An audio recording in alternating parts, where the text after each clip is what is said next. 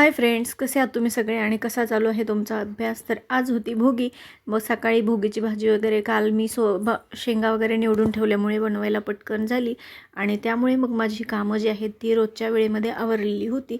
मग मी 11 वाजता 11:15 वाजेपर्यंत बाळाला झोपी लावलं आणि त्यानंतर बसलेली होती अभ्यासाला. तर आज मी सकाळीच घेतलेला आहे बुद्धिमत्ता हा विषय. तर गणित बुद्धिमत्तेची बाळ झोपल्यानंतर माझी प्रॅक्टिस चालू असते गणितं सोडवण्याची, तुम्हाला तर माहीतच आहे. मी या अगोदरही बऱ्याच वेळा सांगितलेलं आहे.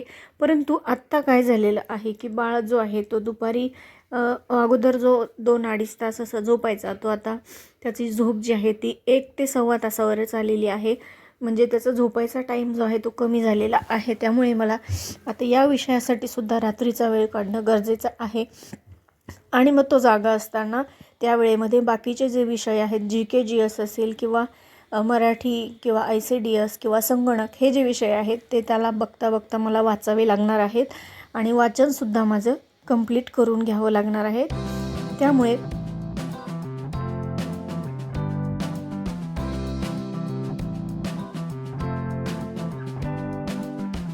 आपल्याला कसं ना अंदाज असतो बाळाचा की किती वाजता उठेल किंवा काय.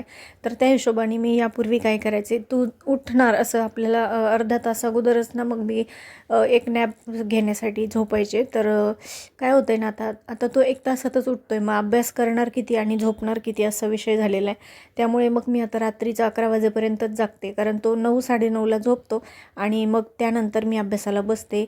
मग जोपर्यंत डोळ्यांची कॅपॅसिटी आहे किंवा मग जोपर्यंत मन म्हणतं आहे की अभ्यास कर, मी थकलेलो नाही, तोपर्यंत मग अभ्यास करत राहायचं. मग 12 वाजू देत, 12:30 वाजू देत किंवा मग 11:30, अगदीच 11 वाजता जरी शरीराने सांगितलं, इशारा दिला की आपण आता यापुढे अभ्यास करू शकत नाही, तर मग त्यावेळेत मग मी झोपून घेत असते आणि बरोबर 6 तासानंतरचा अलार्म लावून ठेवत असते आणि मग सकाळी उठत असते आणि त्यावेळेत मग अभ्यास करत असते. तर या पद्धतीने माझं अभ्यास चालू आहे. तर पाहू शकताय, बाळालासुद्धा थोडंसं त्याचं खाऊन खेळून झालं की मग मम्मीसोबत थोडासा वेळ त्याला घालवायचा असतो, खेळायचं असतं आणि मग थोडंसं माझ्यासोबत खेळला की तो तयार असतो त्याचा स्वतः खेळायला किंवा मग थोडासा TV पाहतो आणि त्या वेळेमध्ये मग मी बाकीचे विषय जे आहेत ते वाचायला घेत असते किंवा अभ्यास करत असते. तर इथे पाहू शकताय, झोक्याबरोबर 1 तास खेळतो आहे माझ्या पाठीमागे आणि माझे पुढे समोर जे आहे ते माझं अभ्यास करायचं काम चालू आहे. आणि त्याला जर वाटलं की आता बस, आता मी नाही खेळणार किंवा मग आता मम्मीशी मला खेळायचं आहे किंवा मम्मीसोबत वेळ घालवायचा आहे, तर मग मी त्यावेळेस पुस्तक ठेवून देत असते बाजूला आणि त्याच्यासोबत वेळ घालवत असते किंवा खेळत असते. आणि त्यानंतर मग 5 वाजता आरवी येत असते, ती आल्याच्यानंतर तिच्याबरोबर अर्धा तास खेळतो. त्यानंतर मग त्याचे पप्पा येतात आणि त्यानंतर मग मला वेळ मिळतो आणि मग मी 6 वाजता स्वयंपाकाला लागत असते आणि 6 ते 7 वाजेपर्यंत स्वयंपाकाचं जे काम आहे ते करताना मग मी हे व्हिडिओज ऐकत असते. कधी GK GSचे, कधी मराठीचे, कधी इंग्रजीचे सुद्धा ऐकत असते. तर या पद्धतीने माझं अभ्यासाचं रुटीन आहे. तर तुमचं कसा अभ्यास चालू आहे ते सुद्धा कळवा.